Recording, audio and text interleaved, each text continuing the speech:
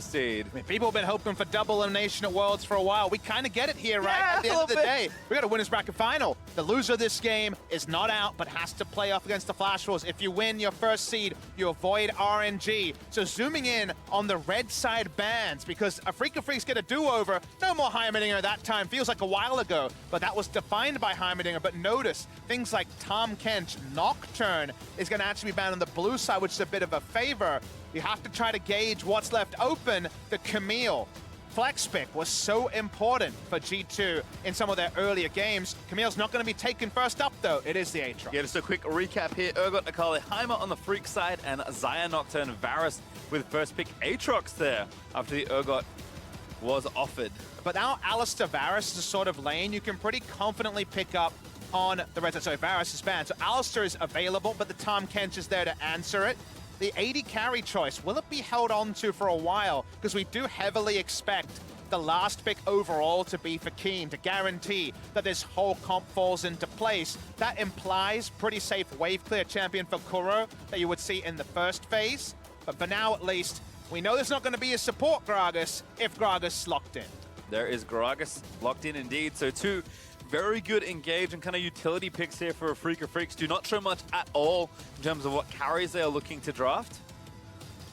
But there is the very much expected Tahm Kench and also a very quick Jhin there for Hyanan. And when I was thinking about what I would ban, I would have included Tahm Kench on that roster because 1-3-1 with Tahm Kench is such a hard thing to deal with his ability to Abyssal Voyage over the wave clear mid laner and make a play around the map. But on the side of Afrika Freaks, we already heard the analyst desk talk about this a couple of times. Do we finally have a group where Kai'Sa is actually a smart pick compared to yesterday where the games were just too damn quick for Kai'Sa to come online? Afrika Freaks are going to answer yes. They will take Kai'Sa, Alistair into the Jhin Tahm Kench lane. So now suddenly it's things like jungle advantages and who the first turret falls down to that might decide how the mid game plays out. Well, we can see phase 2 advance here, and mid lane is starting to get picked off here. Syndra on the Freak side and LeBlanc on the G2 side. Of course, we have seen them flex Aatrox to mid already. I don't expect that, given that Wanda has kind of been the shining light for G2, especially throughout the group stage here. But you never know, if Kuro face checks a bad matchup somehow in mid lane, you know that Perkz will be happy to play it. And you wonder what he'll blind pick. Galio does loom as a very possible one. Sion, if it was the Flash Wolves, for example, because you seem to want to last pick for top lane. Now, you don't have to, but given just how much power Wonder has been able to flex and the fact that Aatrox could be going mid, you'd think you're against Aatrox, but if the draft is flipped on you, just like the Heimerdinger represented the first time these two teams faced, you'll feel a bit sheepish. Let's see what Afrika do. This is a big flex pick for them, as Keen is one of the big top lane Rise players. Yep, and that will be the selection here. Kuro Swain also jumps to mind. That was not banned in that phase, so is a potential option, but Aurelia did get taken away from Keen or Kuro, but I would move more to Keen, given the types of picks he's been playing. With Lissandra ban, that means I'll have to take a different mid as well for Perkz. Well, we'll see what Jankos wants to take as well here, as Cassio going to be the counter pick here, expecting Rise in mid lane from Kuro. Big comfort pick for Perkz in the mid lane. This would be a Camille jungle if it's locked in. Now in EU, there was Maxlor who played a couple of games of Aatrox jungle, but not expecting that here on the world stage. Still an outside possibility. And G2 on the blue side done an admirable job of giving themselves some options. Hell, Cassiopeia versus Rai is a good matchup too. So yeah, we'll wait and see how that all shakes out. As with the final pick here, the North American inspiration is being shown. I mean, you already said it. Afrika Freaks will give Keen this Rise and let him carry on it if they can. So I wonder if they do give Kuro something like the Gallo here, even something like the Zillion, a more supportive mid laner, which they do lock in. I wonder if they can give one to Cassio. Very, very possible, right? A pick that's been seen on the international stage all the way back in 2015 until now. Cassiopeia top. When you're hitting that enemy Rise, you feel good, but when the jungler comes, can definitely be turned back. Wait and see, though. It's definitely a fine matchup in the mid. I'm heavily expecting it's going to be the Cassiopeia mid lane. Rise with Phase Rush can walk out of that Aatrox W, but with Camille on the prowl, there's a lot of strong ganking options here for Jankos. Yeah, it feels a little too unsafe. Again, give your players comfort picks. Perkz played a lot of Cassio games in his life. Wonder, of course, has been good on Aatrox pretty much ever since the champion before and after the changes, actually. And it will be that matchup there in the top side. I have to agree, though, I think we've already seen a pretty explosive Camille jungle game. Jankos is a pretty headstrong player and very aggressive when he likes to be, and Camille gives him all these options. If we are going to look at the top side of the map and say this is where really a lot of the game hangs in the balance, then being able to influence it early and often is something both of these junglers can do and will very most likely do. And it's not a prototypical 1-3-1 draft, but I think Jhin, Tahm Kench in the mid lane and Cassiopeia into the Galio in the side lane could be a reality. The Galio has much more value as a combo ultimate starting a fight rather than just trying to wave clear and dodge the poison in the side lane. So it's very interesting to see how this one plays out. Not necessarily how we might have thought about it on paper, but given the paper's been ripped up again and again with the crazy drafts the last couple of days, we'll take it for sure. Certainly will, and it does seem like a lot of comfort here for both these two teams. Again, they would like this to be the only game they have to play in World's Group Stage. A win here does give either team first seed. A loss means you are not out, but you must play for your tournament life. And G2 as the third seed from Europe, certainly not the team we would be expecting to get out of this group in first. You'd have to tip your hat there to a Freak of Freaks before the tournament started, but the ups and downs they've had throughout the groups have hurt them, but they can wash that all away here, Papa, with a win. That's right. The tears are washed away with a 3-0 on this last day of group stage play. Will be the opposite of Gen G yesterday and their 0-3 day. Fricka, many interviews talking about how much pressure they felt representing Korea, and of course to the 9th degree after Gen G fell away so easily yesterday. Very different kind of draft here. We're not seeing Kramer on lane bully status. Going to be a much more even lane here that is Jhin favored in the bot side.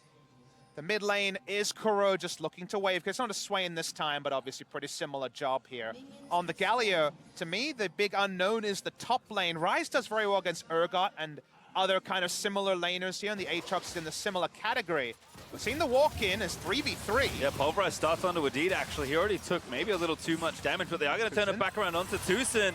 Damage isn't bad. They are going to chase. Kuro doesn't have too much left. Ignites it down. They are going to chase. They force the heal. They force the flash as well. G2 now onto Kramer, maybe going to force something out. Jankos with the hook shot. Not quite patient enough, but Hyanan still chasing Kramer onto the blue buff. And you see how steadfast G2 are on their read that they win at level 1. Moment the Winds of War goes down, Galio does nothing. Tucson just had to walk away almost instantly and ends up using both his summoners, Flash and Ignite, to try to make the play happen. Might be a surprise to Hyanan, he's still in lane. Here's the Hex Flash. Tucson not nearly in range to do anything else at level 1 with only Pulverize, so Hyanan will just hang out just fine with his support still walking back from base. Turns out Hex Flash isn't as good as real Flash. Yeah. Imagine. Hyanan again will be first to level 2. Actually hits it now, but without his lane partner, not too much he can do other than kind of play it safe.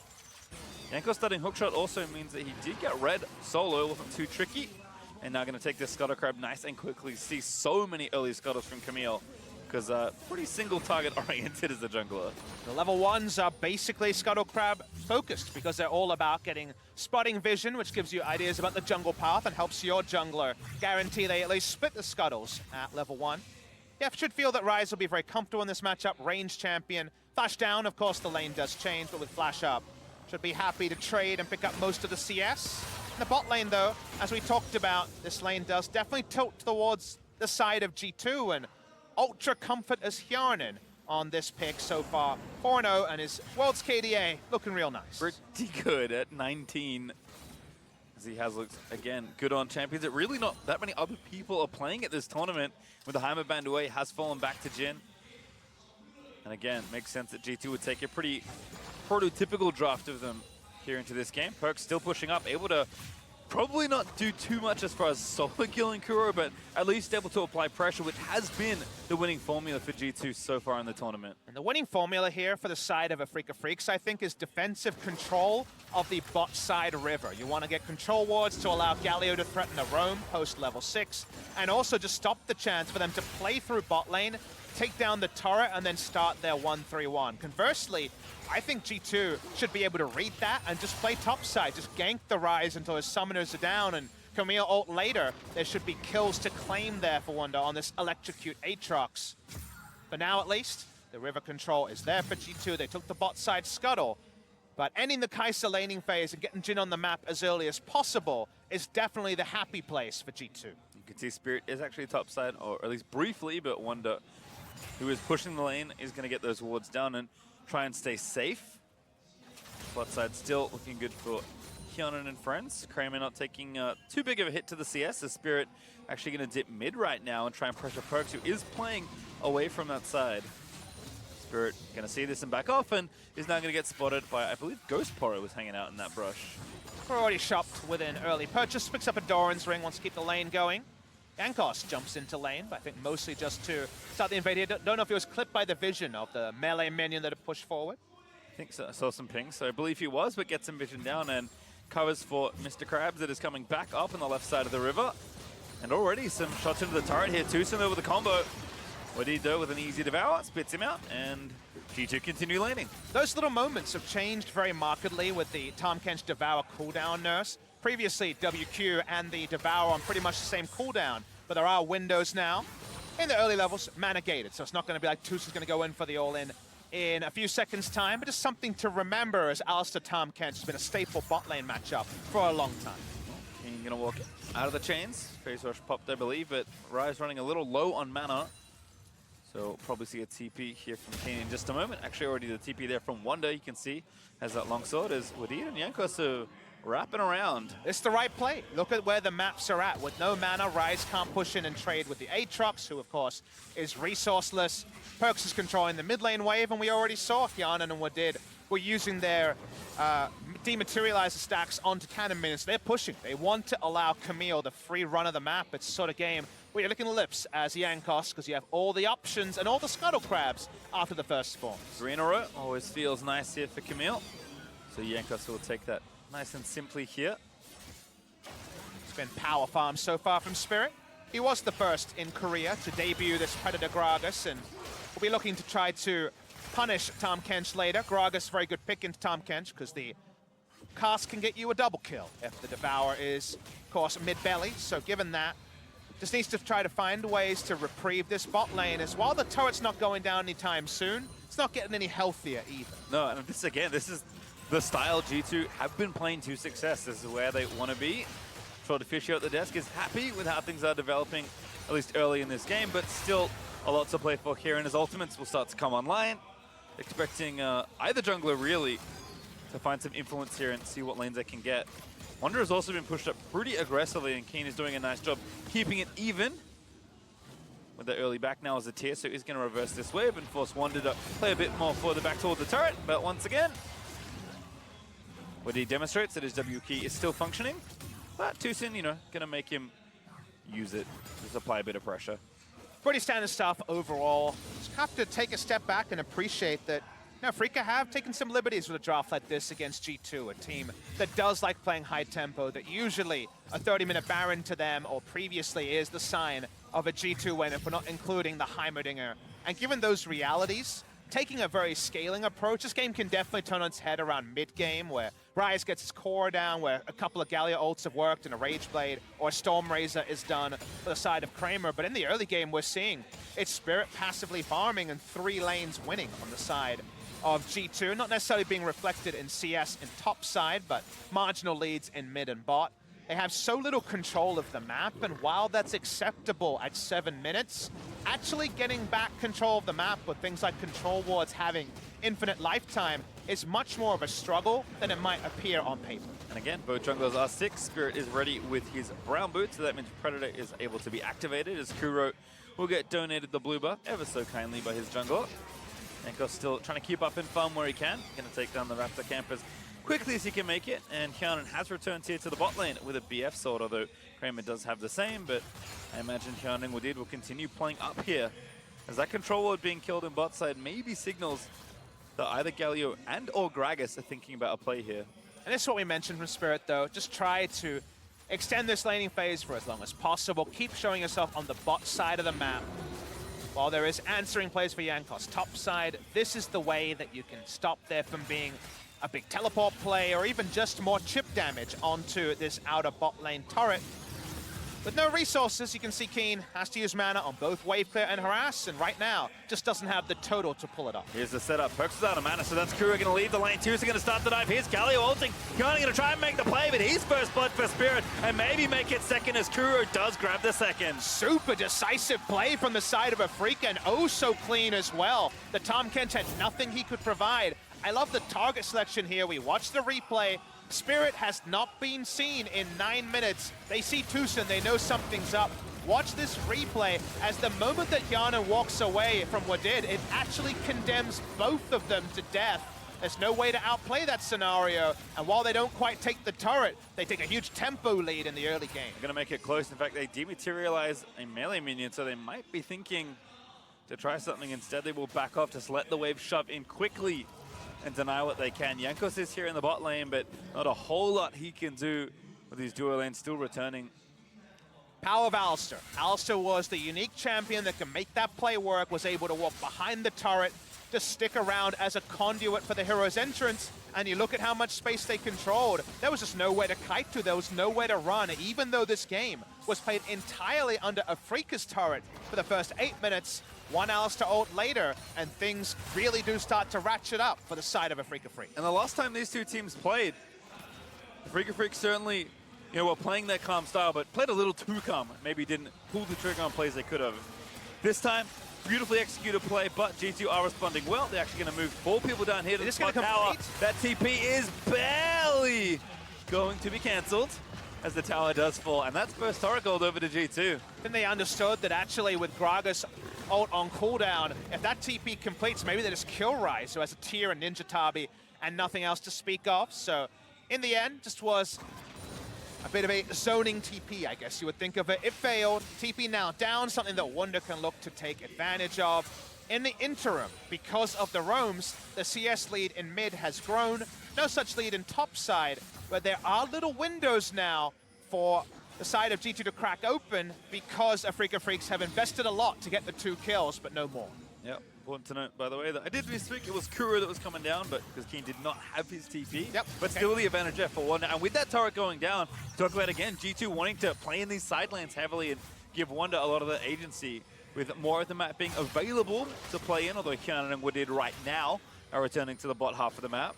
Certainly options for them to break up in the map a little more if they can hold on to the objective lead, although I doubt it will last too long here in bot lane. See if G2 can continue playing up in tempo.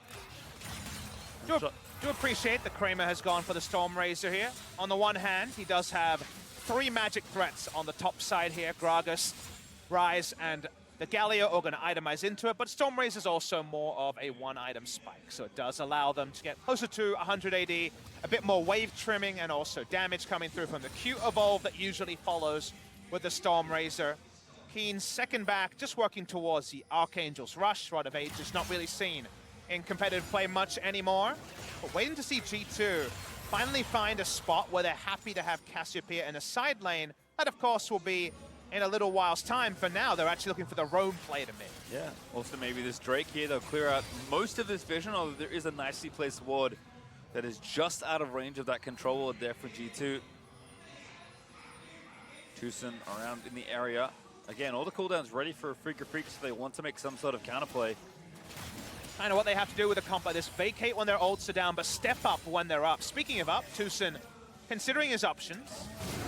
Spirit ready, Tucson goes in, Galio going to charge it up, but Wadid's going to try and walk out of there. Kianan is forced to flash away, and now Jankos may have caught one. Spirit is going to stay in the pit, but Keen's TP'd in with a miasma as the stopwatch is really nice from Spirit, but it's not enough to save his life, and now Wonder, who TP'd into the front side of the fight with cover fire from Jin, is almost looking to pick off the alley.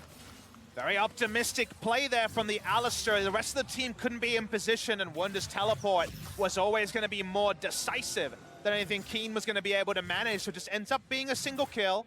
Wonder will stick around in the bot lane for now.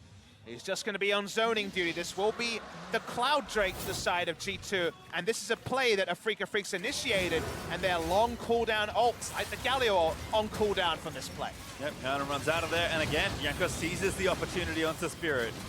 No way for Keen to get into the fight. Wonder able to occupy 3 members' time with no fear of death. That was the big difference with the TP plays. Rise a lot more situational in that regard. That situation did not lend itself to Afrika finding any advantage. And G2, they find a windfall in the bot lane.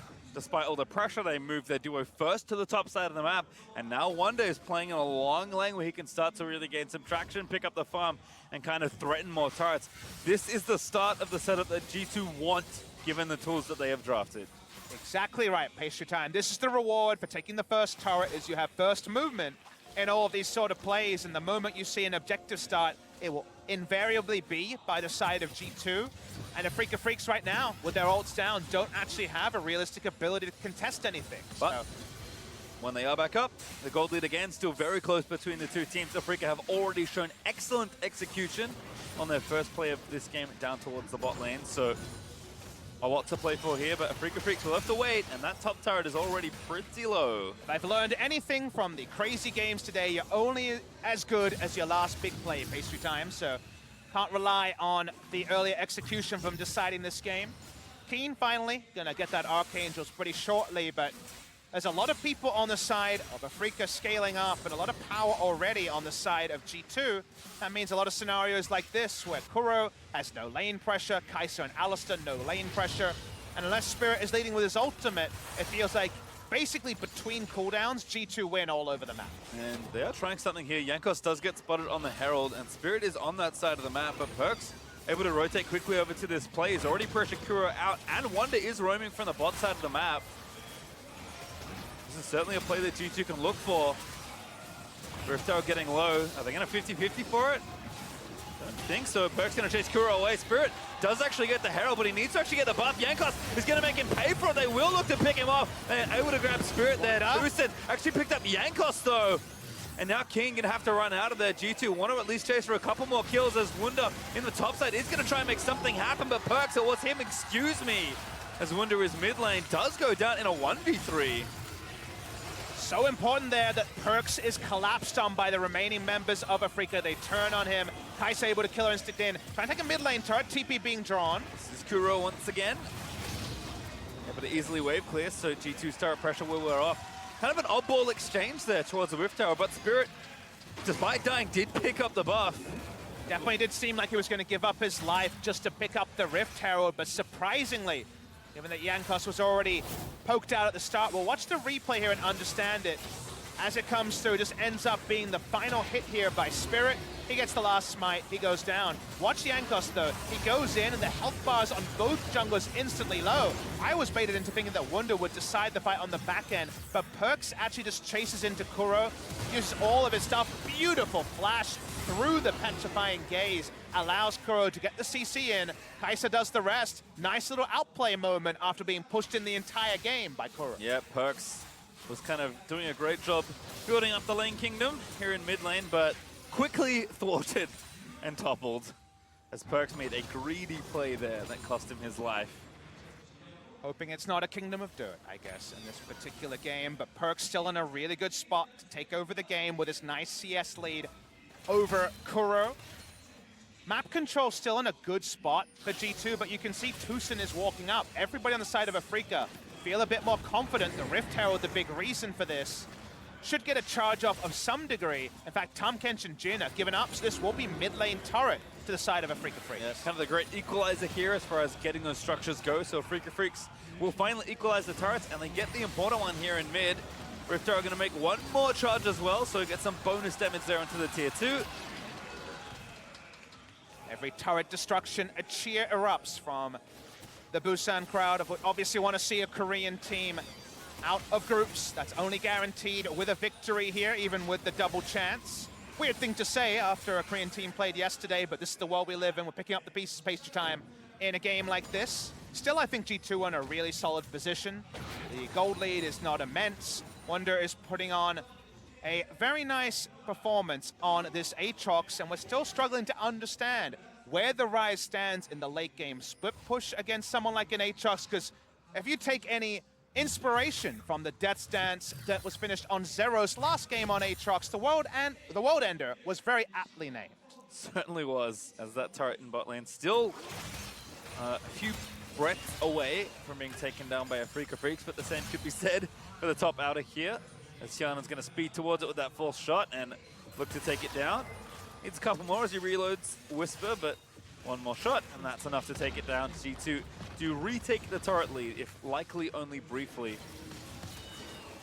Keep up their setups. The Mountain Drake spawning in 20 seconds. It's not the clean setup they had on the first cloud of the game. Ults are available on Afrika Freaks.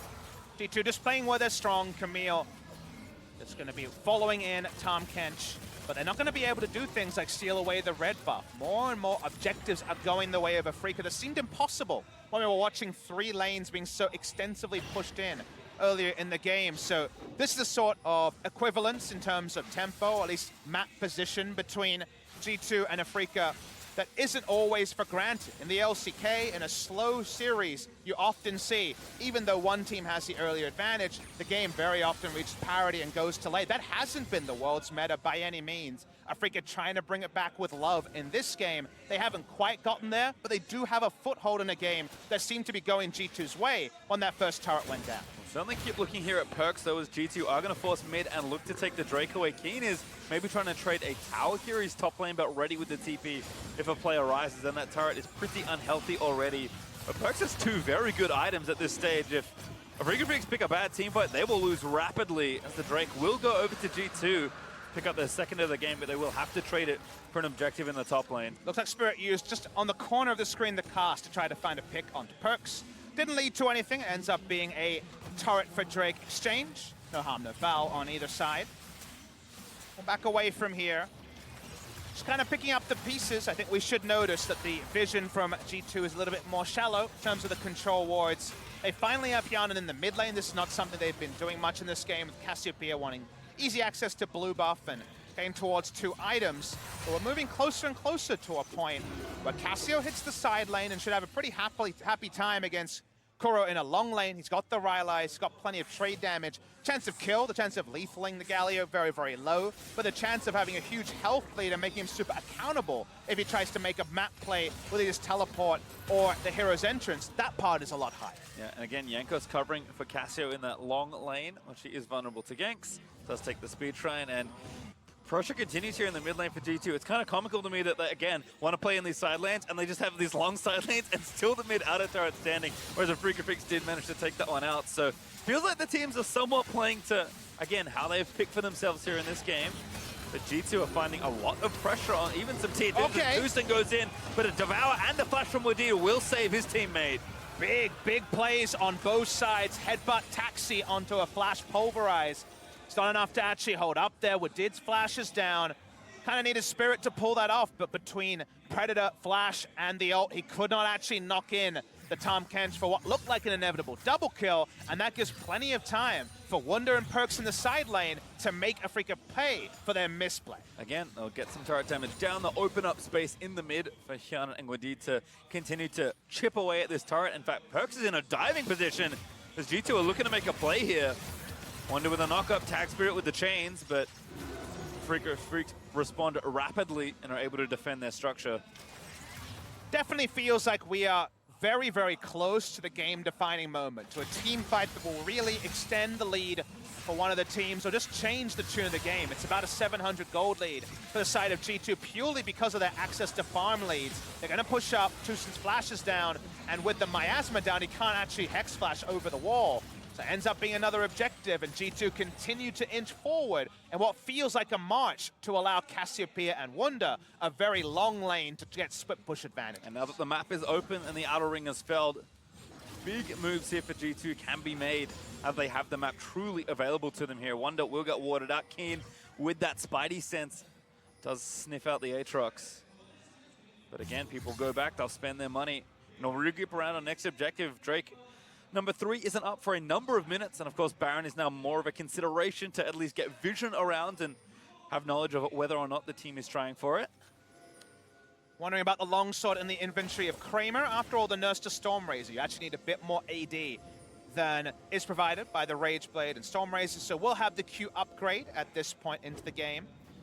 Need a bit more attack speed to get on the board when it comes to the E upgrade. That's always the trade-off when you go for the AD build. Meanwhile, Keen is thrift shopping a little bit. He's working towards what looks like something like a Spellbinder and a Zonia's, but neither of them done just yet. We're definitely cresting between a couple of items for Afrika's top lane, and meanwhile, Wunder has mainlined a very nice core build, and it seems like if he's able to use all 3 Qs for damage, there's potential kills onto the Rise available. Yeah, absolutely. Although King does have quite a lot of money to spend. Got about almost 2K banked up, so we'll have Zhonya's or whatever he wants next finished and ready to continue his 1v1 affair versus Wunder. If you're going to front line, then you want a Zhonya's. If you want to catch, then you want a Spellbinder. So we'll wait and see and get a little bit of a preview here. And catch is what they're going for with the Spellbinder purchase before Zhonya's. Like to see it proactive wherever possible is always my policy. Game pace slows down for a little bit as there's less objectives to fight for. The vision control around the Cloud Drake is not going to be as consequential. But as the game is slowed down, probably the biggest loser is going to be someone like Jankos, who's not going to be able to move towards a Trinity Force. And in a game that hasn't been as bloody as some of the previous ones we've had, I feel like Camille always kind of struggles for relevance. We'll have an ultimate, we'll have a stopwatch, but more than that, that's a little bit harder. Agree, but I do respect what Jankos is doing, trying to protect Perkz, because Perkz is continuing to gain immense strength in this game. He's 50 CS ahead of Kuro. He's got 3 items finished already, and G2 are starting a very quick Baron. Tucson, he knows, he wards it, and G2 pull away. That is certainly a tricky one, because Jankos' health bar is not, of course, something that's going to help out too much with the Baron. Belvarello trying to tank it there. Cassiopeia can, of course, pick up the spell vamp from the E and get quite healthy, so definitely a nice thing to see. Not going to be enough to actually find the objective. Speaking of objectives, does go down. Keen was just waiting in the wings, watching the Castle Minions finish off the work. But Freaks do finally match in towers as chains. Again, very difficult to latch on the Phase Rush Rise. Phase Rush so actually consequential in this matchup and been one of those keystones that have really allowed Rise some relevance in the top lane. For a long part of the year, felt like Rise was just pushed out of top lane for good, but is coming back situationally into a lot of the fighter matchups, because does find some relevance in the trades there. Drake spawning in 15 seconds, already 2 stacked together for the side of G2. Once again, we look at the vision. Seems like Afrika very, very shallow with theirs. Respectful, as this is not respectful. Tucson is going in for a Jankos. Gonna have to get out of the way. He flashes onto the boss cone and escapes. A very slick set of moves, but he does lose his flash on most of his cooldowns to get out. Super tricky, but super useful that he's not going down as the Drake is spawning. Freaks aren't in position to contest for it, but you need that because Perkz and Wunder are going to be very, very reliably in the side lane. Can't afford to be caught in the 3, which for now Jankos is a part of. Yeah, you can see also the Scuttle Crab Shrine is owned by Afrika as well. So Cloud Drake may have to wait here as G2 regroup. Perkz is still hanging out on the side lane. He loves his new home there in the top lane, and Kuro is going to have to move up to answer it. Quietly, Hyanan has put together the 3 items with Hail of Blades that make auto-attack Jhin just so fearsome in a team fight. Hard to communicate just how strong Hyanan is if he's able to free hit with his item timings and the Hail of Blades. Situationally, in harder lanes, you need to go for something like the Fleet Footwork on the Jhin just to get through laning phase, but if you go Hail of Blades and have Celerity, you get insane bursts of movement speed, attack speed, and thus damage onto the side of Jhin as G2 run at the Baron again. Yep. They've got a lot of Baron damage. Wunder is going to force Tucson out of the way, but he does get the ward into the back line. Spirit is available to try and get a steal in here, but Wunder just Umbral dash back over. They're going to force a 50-50 here. Spirit is going to make it in, but Tom catch! He got the Baron. G2, can they get out safely? Tucson goes in, 3-man pole into the heroic entrance, but Wunder is fighting it out and just trying to take out Keen. Tucson Kramer in the back line. Perkz, but Kramer is trying to rip everyone to pieces. Perkz, though, is cutting it out. He's just so strong. He gets a double, but Jankos will die. Hyanan also dead as Afrika tried to dive in Perkz. He needs to live, but Kuro clips it with a taunt, and Afrika will get the ace. They're able to get a lot of kills. They don't kill Wunder. Close to the ace for the side of Afrika Freaks. 1 Baron buff, but crucially some gold. And pastry time, it's because of the unsealed spellbook. The double smite is why they have the confidence to make this play. You can fight dirty when you're fighting for first place in the group. They go through this, Spirit comes in, and even though he body slams at around 1,500 health, they trust in the double smite. It comes out, no smite used by Spirit, and Afrika Freaks know that if they don't all in here, then the Baron buffs are going to be the tipping point for this game. They're able to clear up 4 kills, but crucially not all into Kramer, as you mentioned, Perkz needs multiple people to be taken down. Understandably, this is our Ace of Predator replay. Good catch on the spellbook there. Look good for both sides. Honestly, at the end of it here, if Perkz had a little bit more front line, that may have been a pentakill in the works. Instead, as you mentioned, it's just a split in gold. G2 do at least stay positive for now, and Wunder will be able to do a lot of work in a side lane, given that he still selfishly has the buff to play with. But still, we've played for almost 30 minutes in this very critical game, and it still feels dead even. Isn't it insane to think that that big Baron that should have blown open the game represents 500 gold, represents a kill and some farm. No more than that for that big play, but now it's starting to actually become relevant. Nice use of the Abyssal Voyage. TuSin is spotted, so there's no big engage just yet. And also backing up, G2 with that Baron up minion doing a significant chunk of damage to that top inhibitor turret. Perkz also shoving into the mid lane, trying to get some more work done here. Smart thing about this, Hero's Entrance cooldown, as we know, it's still going to be pretty long. I believe it was a level 15 cooldown when he used it, to still about 20 seconds away from availability. They used the Baron buff minions in mid lane after taking the top lane in a turret. So it will still be 2 turrets and still starting to be a reasonable Baron buff power play, especially given the situation. Yeah, happy to be up 2,000 gold. We'll see how much more they can do. G2 are going to escort at least one more little wave into this midsection. We'll see if they rotate back up and try and move around to take the top inhibitor turret, as Spirit does get over the wall to safety, but Perkz, once again, very threatening with almost 4 items completed. He knows his role is to stop Alistar from coming in, have a pole conduit for the Hero's Entrance now available.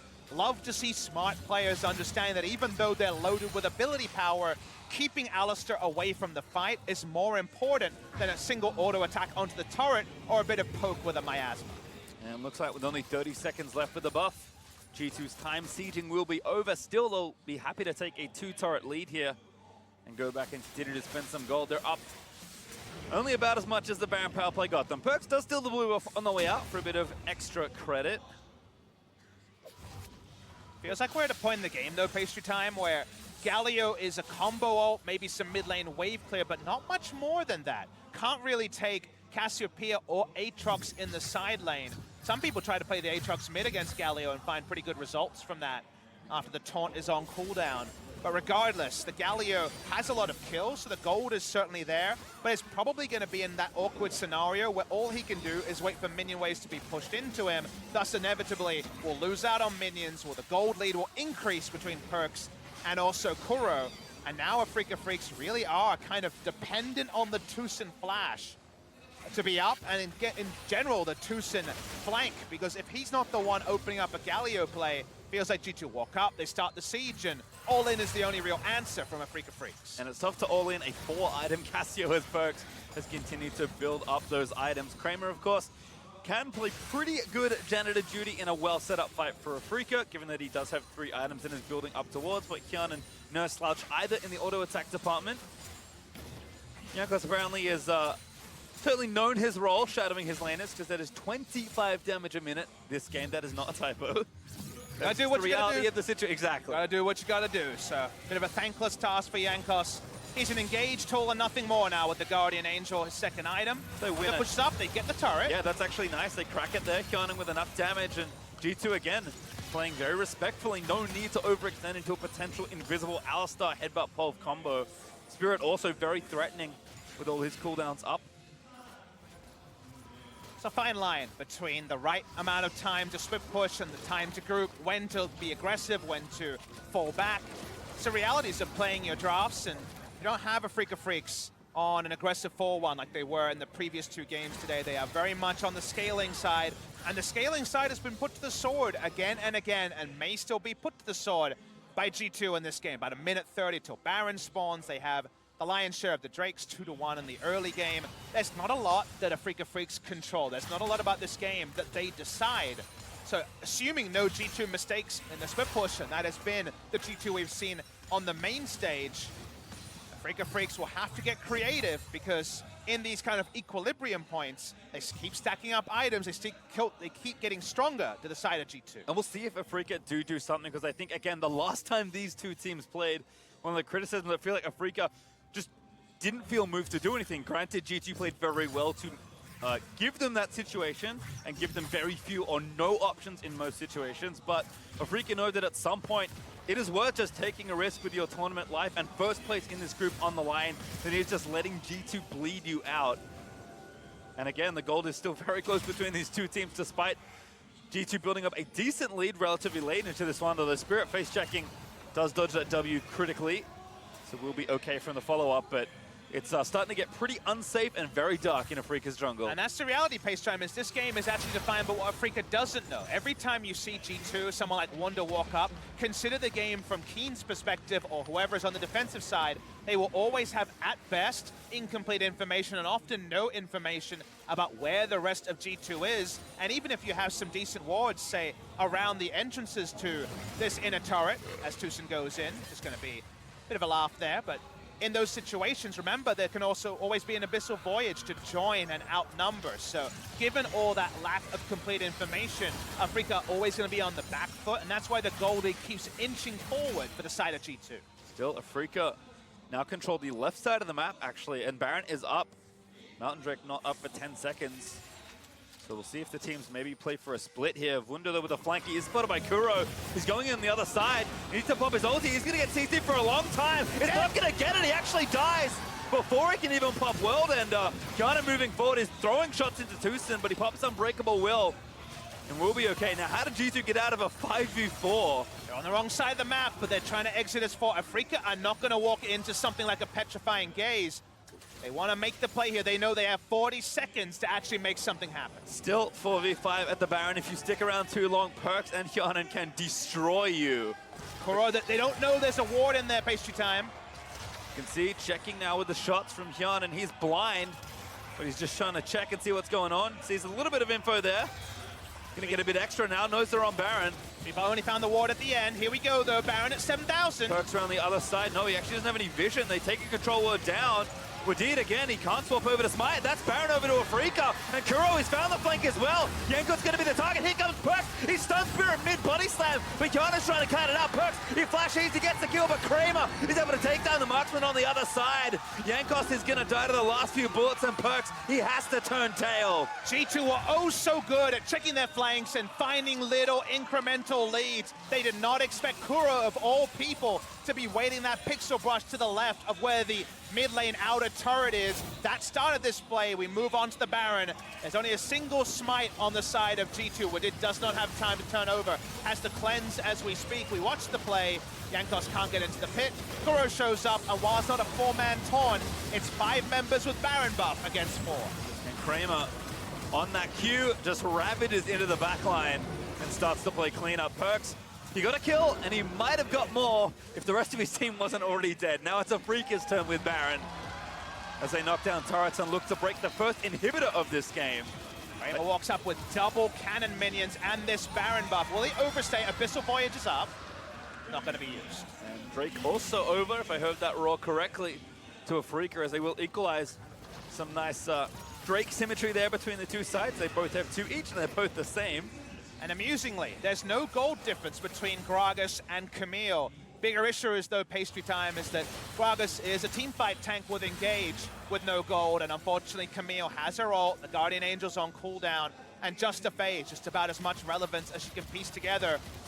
That was just a reward of having to spend so much time hurting Perks through, and there's still a team fight that Perks is able to carry, but one team fight goes wrong and Afrika Freaks can close the game. Yeah, Wonder also forced a group now, has been for a little while. G2 have been playing together. Thinking that maybe they can team fight their way out of this, but it's tough. They have tools for team fights, but they are not a team fight comp, and they finally do not have a lot of position on the map. So with all those uncertainties that previously were so certain, Afrika Freaks are able to just back away. They'll feel good about their item purchases here. Merc Scimitar now onto the Kai'Sa for a little while. Probably Infinity Edge going to be the last item. Assuming Kramer doesn't pick the wrong time to go in, the Hurricane build is really a machine gun that can take people down alarmingly quickly. Spirit going to finally pick up some gold in the sideline. He needs it. He's deserved it on the Scuba Gragas. But Afrika Freaks, they're the sort of team comp that still doesn't siege very well. The siege on both sides is not much better on the side of G2. than the Kai'Sa provides as the only ranged auto attacker next to Ryze on the red side. But speaking of Ryze, he can finally start to push up some waves, and if they can get some two-lane pressure, that'd be big. But with only 40 seconds left, maybe they're just all in for mid. We'll have to see. They are going to get the wave pushed in, but it will be pretty swiftly dispatched here by G2.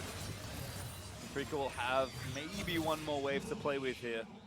And of course, it's still open, so if they just want to bust in for a team fight, that's an option as well. Keen also spotted on a ward, may spur G2 to action, but Afrika smartly back away as that is a potential option. Wunder wants it though, he pops Ghostblade. Trying to mainline through mid, they know Ooh, Galio's out of range. That's going to actually force it back. He drops the body slam as well. My anthem from Perks is nice. Petrifying gaze in, but Wunder already a little too low. Here comes Keen into the middle of the team fight with Id. Forced to get away. Wunder again finds a knock-up onto Kramer. He's going to get pulled back in the chases. Yankoff, he wants to try and take him down. Damage is there, but Tucson with a massive pole on the other side. He's going to keep the fight going in Afrika's favor. Perks, he's so low as Kramer surfs in at just the right time to deliver vengeance to the rest of G2. And Ophrum's Spirit will force Shannon to get picked off as well. And Afrika picked off maybe too many for G2 to do anything other than watch their Nexus crumble. But G2 found all their advantages this tournament, being bold, looking for kills. They understood this game was slipping away from them. Wunder goes for the play. Spirit a hair's breadth away from dying. However, Afrika Freaks, after starting 1 and 2, go 3 and 0. They guarantee themselves first seed out of the group. G2's not out, but Afrika Freaks move past, will not have to face RNG, and will be the first Korean team to make it out of groups. Has to feel good there. Going from potentially also not getting out of your group to topping it. It has been a pretty wild ride for all 6 members of Afrika. But they'll shake hands with G2. As you mentioned, we will have another match after this to determine the second person that will leave this group. But Afrika, you said they needed a 3-0 Papa. They turned it all the way around to finish on top.